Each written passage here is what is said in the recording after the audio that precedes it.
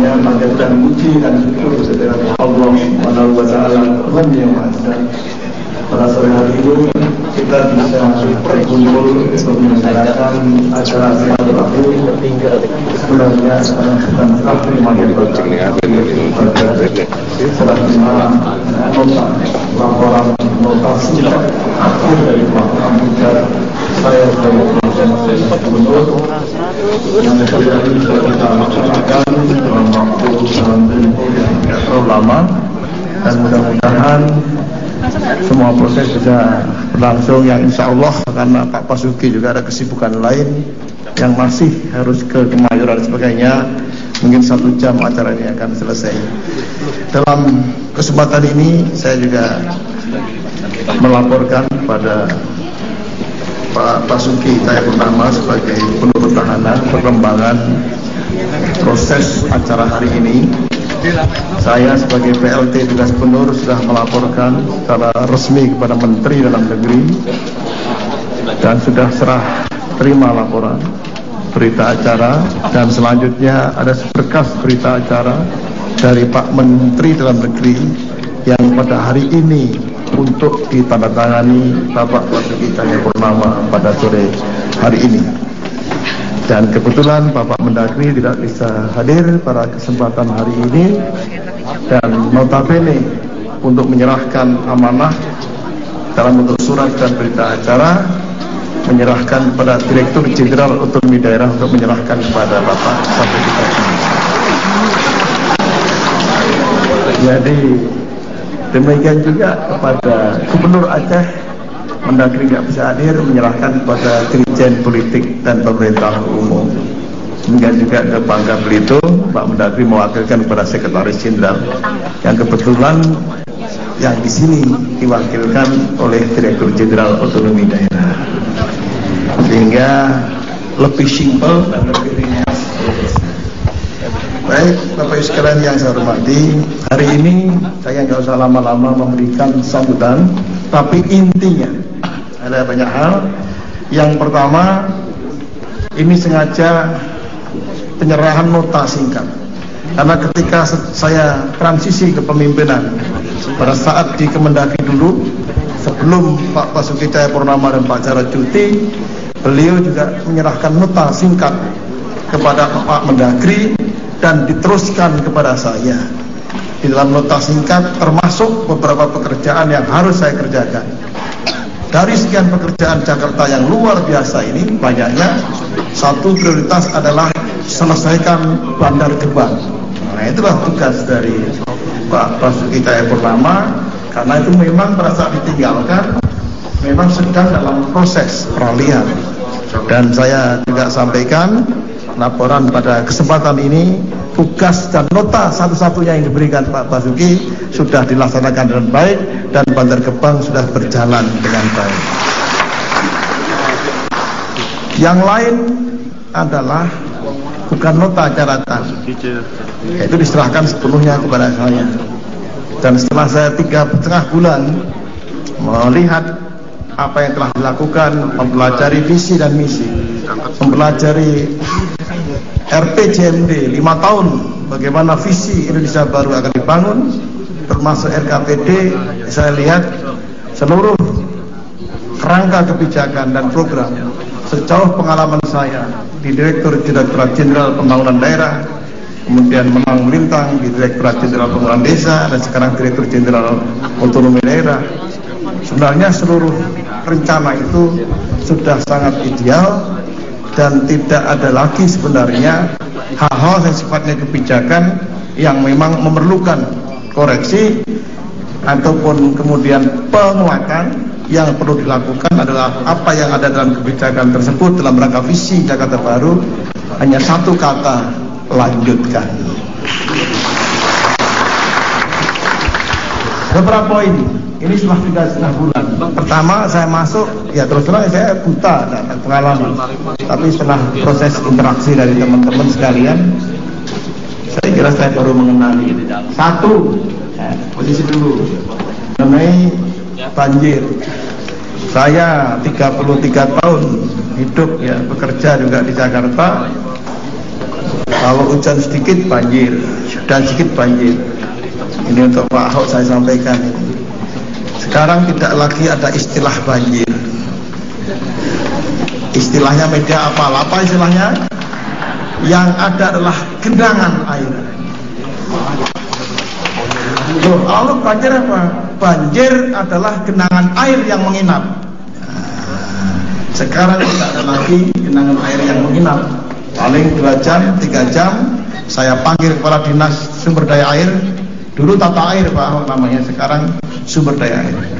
Dan ternyata maksimum 2 jam, 3 jam sudah larut, sudah kering kembali. Artinya di seluruh Jakarta ini, Jakarta sudah bebas dari banjir. Saya secara pribadi dan saudara-saudara siapa yang pas mengakui ini?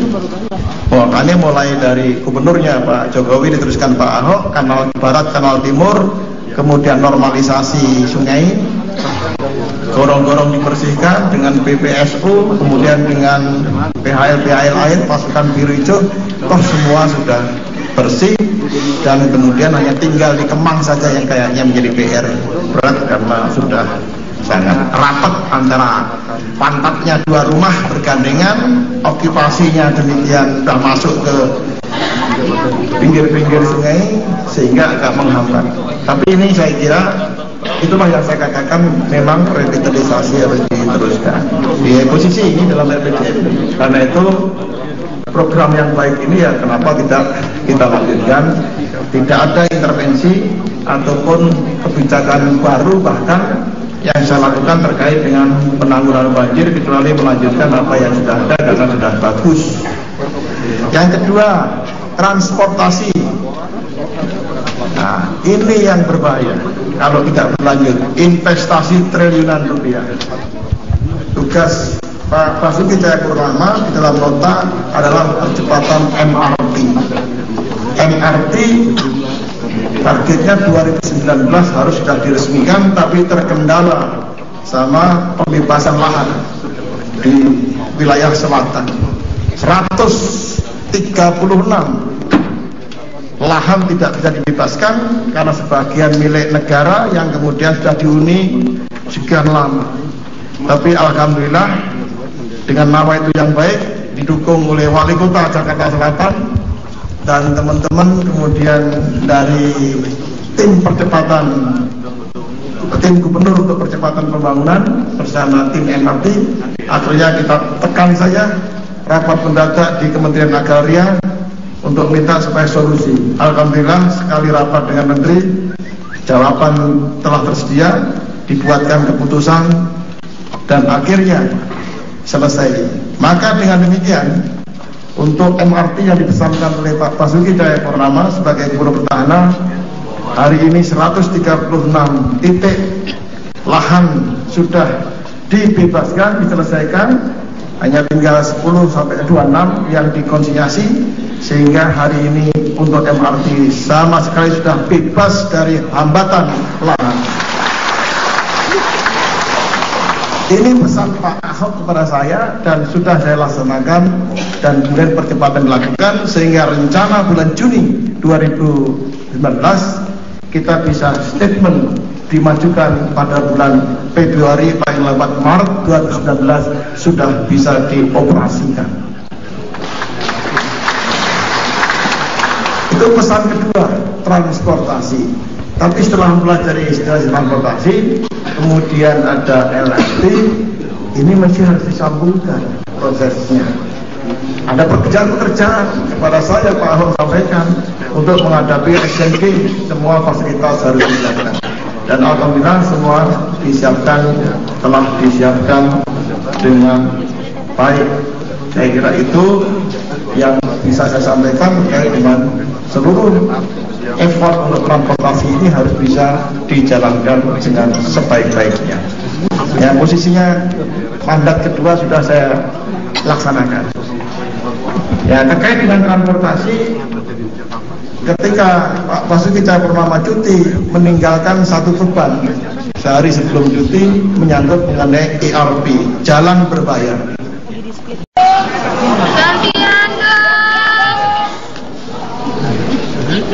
selanjutnya adalah penandatanganan berita acara serah terima nota pengantar akhir tugas oleh Gubernur Petahana Bapak Basuki Cahayapurnama. Ya, Pak, ya nggak kelihatan. Apanya? Kenapa Bu? Kabarnya Bu? Baik, selanjutnya adalah penyerahan laporan nota singkat pelaksanaan tugas dari Pelaksana Tugas Gubernur Provinsi DKI Jakarta kepada Gubernur Petahana.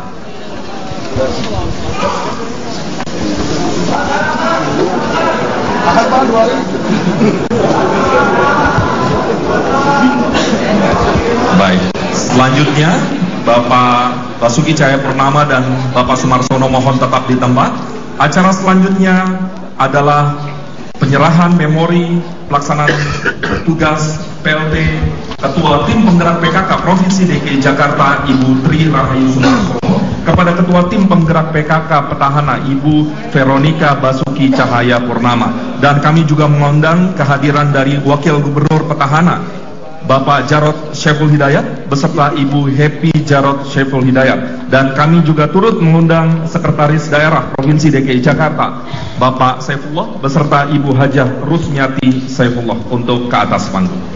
Dan kami juga mengundang dengan hormat Ketua DPRD Provinsi DKI Jakarta Bapak Farsten.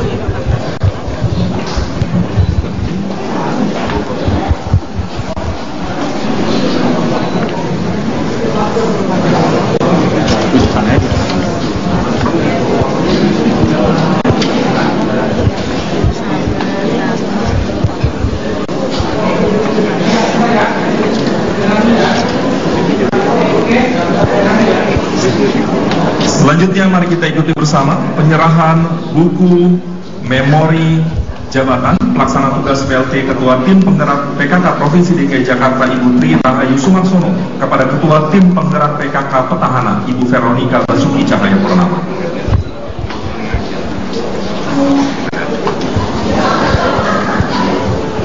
Dan penyerahan ini diawali dengan penyerahan hand bouquet.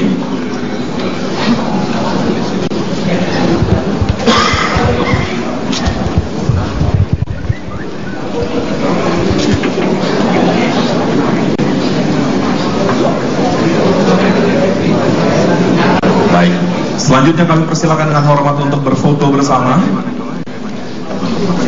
Kami persilakan untuk berfoto bersama. Ini masih dipakai, Pak. Masih dipakai.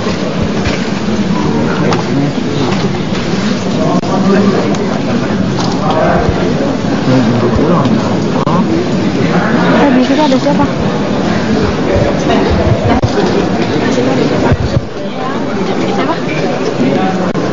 Baik, acara selanjutnya adalah sambutan dari Gubernur Petahana Bapak Basuki Cahayapurnama kepada Bapak PLT Gubernur, kemudian Ibu Veronika Ketua DPRD, Sekda Provinsi DKI Jakarta, kemudian Wakil Gubernur Petahana Bapak Jarod Syaiful Hidayat. Kami persilakan untuk kembali ke tempat duduk. Yang kami hormati, selanjutnya mari kita ikuti bersama sambutan Gubernur Petahana Bapak Basuki Cahayapurnama.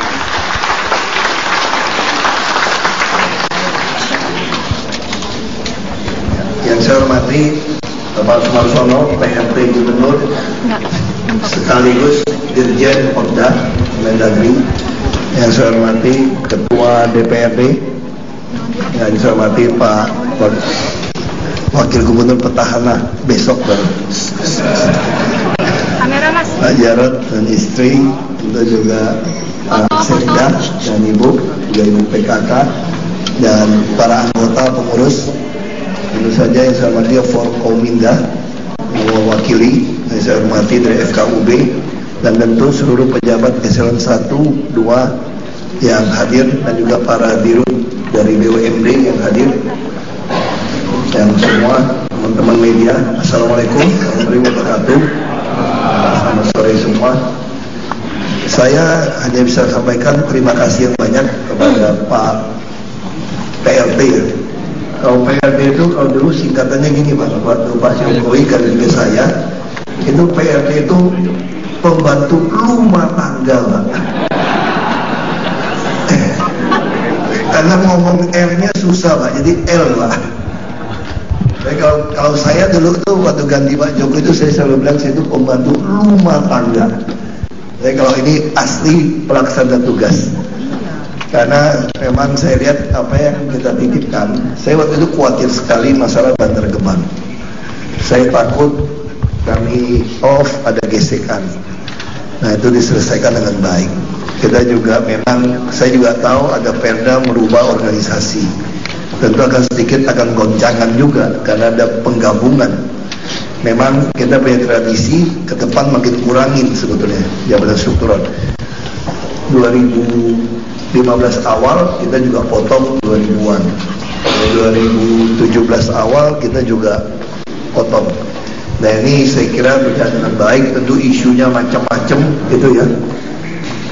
Tapi ya diskusi kok, kita diskusi gitu dengan Pak Jarod apa. Nah saya memang orangnya kalau udah cuti ya terima kasih juga. Tadi saya bisik-bisik jangan ninggalin open disposisi yang banyak ya Pak. Enggak. Karena dulu tiap minggu masih pulang 1-2 open. Wah kalau mesti melacak yang lama capek juga nih, mesti mulai lagi yang baru gitu ya. Nah tentu saya terima kasih banyak hal yang dilakukan termasuk kebersihan. Memang ada hal-hal yang beliau bilang nanti tunggu kami baru kembali. Dan kita pun saya juga sampaikan, saya paling penting birokrat itu harus profesional, tidak boleh tidak netral. Soal bapak ibu punya hak pilih, keluarga punya hak pilih, tentu. Tapi saya tidak ingin bapak memilih orang hanya karena masalah jabatan. Karena undang-undang ASN ini cepat atau lambat yang nggak baik akan kepotong. Orang bertanya pada saya, bagaimana pejabat yang dulu bapak stafkan kok naik lagi di struktur? Saya bilang nggak apa-apa kalau memang diputuskan harus naik. Toh nanti sistem kita yang akan menstafkan dia kembali. Karena di DKI dengan sistem KPI yang baik, orang yang malas makin lama nggak bisa kerja sebetulnya. Nah kami tentu pernah bertanya kepada kami, kalau tidak terpilih bagaimana? Ya kalau orang calon ya pasti terpilih dong jawabnya, kira-kira gitu jawabnya kan. Tapi kami tentu bekerja dengan baik sampai Oktober. Kita kalau terpilih pun dilantiknya Oktober. Kita akan bereskan tentu dengan sistem KPI yang baik. Kita akan banyak diskusi dengan Pak Dirjen Otda. Makanya saya terima kasih. Banyak orang berpikir kami musuhan, enggak kok, apain musuhan sama masa musuhan. Apalagi bos Dirjen Otda kan atasan kami nih. Atau juga nanti misalnya penilaian cepat. Ada yang berpikir kalau nanti kerjanya nggak bagus, toh kami nggak bisa ganti. Jangan salah, kami tinggal bikin surat kepada Pak PLT yang Dirjen Otda. Begitu Pak Dirjen Otda bilang iya ganti, ya ganti langsung. Orang tanda tangan jadi beliau. Nah tentu juga semua ini kami yakin lah, ini sistem kita makin lama akan makin baik karena yang penilaiannya itu. Makanya dari dulu saya katakan jangan main politik, jangan main politik. Apalagi kalau birokrat mulai bermain sarah. Karena kita disumpah di bawah Pancasila dan Undang-Undang 45, kita di konstitusi. Saya katakan setiap orang yang mau melayani rakyat pasti dia seorang patriot yang harus bersandar pada konstitusi. Nah ini yang penting. Seperti kami politisi lebih repot, dinilai oleh rakyat begitu banyak. Baik kami ingin membangun sebuah sistem. Nah saya kira Pak PRT sudah sampaikan berkali-kali sistem yang dilihat. Bahkan beberapa kali ada beberapa teman bilang sebetulnya DKI ini banyak kan cuma kurang promosi gitu. Saya ibu PKK. Ibu PKK ini kerjanya luar biasa loh. Sudah mendata sampai 600.000 rumah tangga. Belum lagi yang ketok pintu lainnya dengan hati. Ini kalau kita gabung, kita dari gabung dengan BUMD, kita tahu persis ibu-ibu mana potensinya apa. Kita udah bicara aplikasi semua. Kita bicara ibu-ibu jumantik segala macam. Dan kita bicara Bank DKI, bagaimana cara menarik tagihan macam-macam. Ini ibu PKK ini langsung kelihatan mana yang rajin mana enggak. Dan Sawisma satu per 10 rumah. Ada yang rajin sampai 23 rumah diurusin. Nah, kenapa saya tahu? Orang tinggal baca laporan aplikasi kok. Saya bisa tahu persis siapa yang ada orang tua yang sakit, siapa yang sekolah, macam-macam langsung.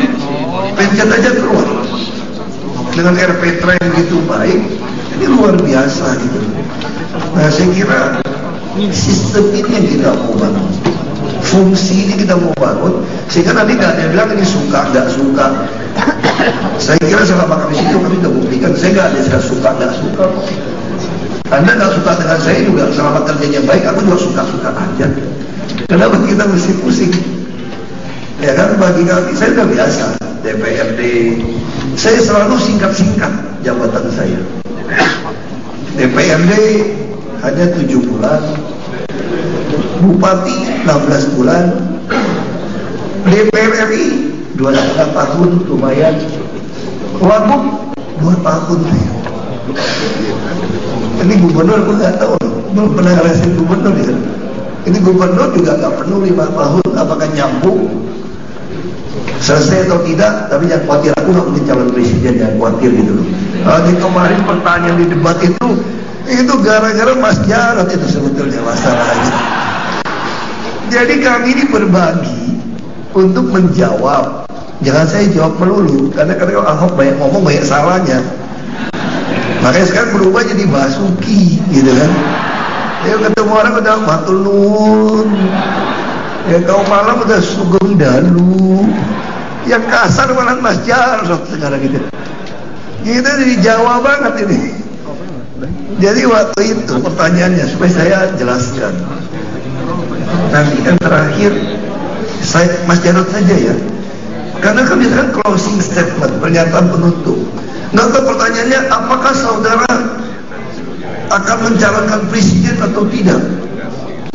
Waduh, kapan tanggung di rumah Jarod lagi. Saya mau ngomong, udah saya saja. Saya langsung senyum aja, pasti salah paham ini saya. Pikir saya nggak mau jawab. Benar nih. Makanya pada saat ini saya mau klarifikasi.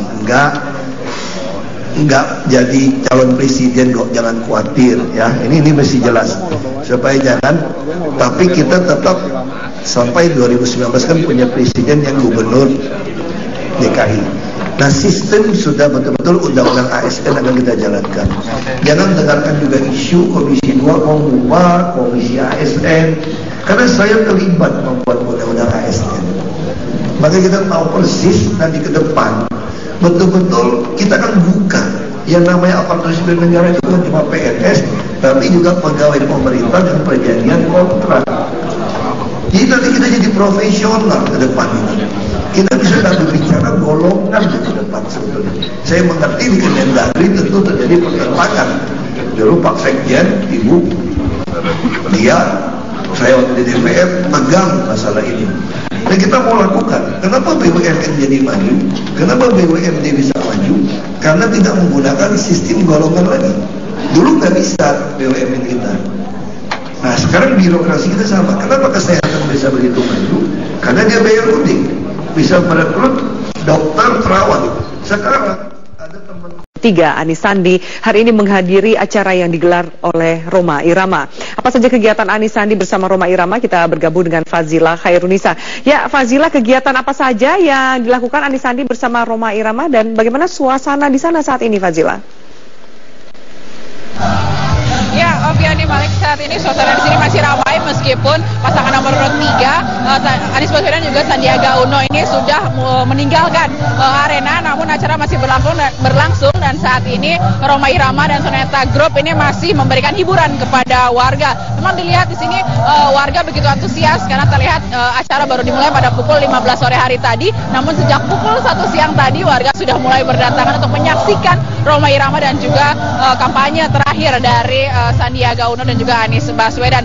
Dalam acara ini tadi Anies Baswedan dan Sandiaga Uno menyampaikan beberapa pernyataan terkait kampanyenya, di mana ia mempromosikan program-program unggulannya. Selain itu juga untuk mengingatkan kepada warga untuk jangan lupa memilih pasangan nomor urut 3 Anies Baswedan dan Sandiaga Uno pada tanggal 15 Februari 2017 mendatang. Dan tadi juga Sandiaga Uno juga pada saat melakukan kampanye ini sempat meminta maaf kepada warga begitu di hari terakhir kampanye, dan saat ini dia merasa meskipun masih banyak program-program yang masih atau rakyat-rakyat yang belum tersentuh mengenai atau disosialisasikan terkait dengan programnya, namun Sandi yakin pada tanggal 15 Februari ini suara-suara akan beralih atau akan memilih Anies Baswedan dan juga Sandiaga Uno. Karena tema acara ini yaitu nada dan dakwah, maka sebelum hiburan tadi juga ada Ustadz Somad ini yang sering sekali menemani Sandiaga Uno berkampanye, memberikan dakwahan begitu kepada warga di sekitar sini, tepatnya di lapangan Belalang Rawajati di Kalibata, Jakarta Selatan, di mana Ustadz Somad juga tadi memperingatkan warga untuk jangan lupa memilih pasangan nomor urut 3 Anies Baswedan dan juga Sandiaga Uno. Dan tadi setelah meninggalkan, rencananya Anies Baswedan dan Sandiaga Uno juga masih akan terus menjalankan beberapa kegiatan di kampanye terakhirnya ini, karena mereka mengaku akan benar-benar memaksimalkan kampanye terakhir ini untuk berinteraksi dengan warga, untuk bagaimana caranya warga dapat memilih mereka di tanggal 15 Februari 2017 mendatang. Api. Ya, baik Fazila Khairunisa, terima kasih atas laporan Anda. Dan pemirsa, sekian Headline News untuk saat ini. Headline News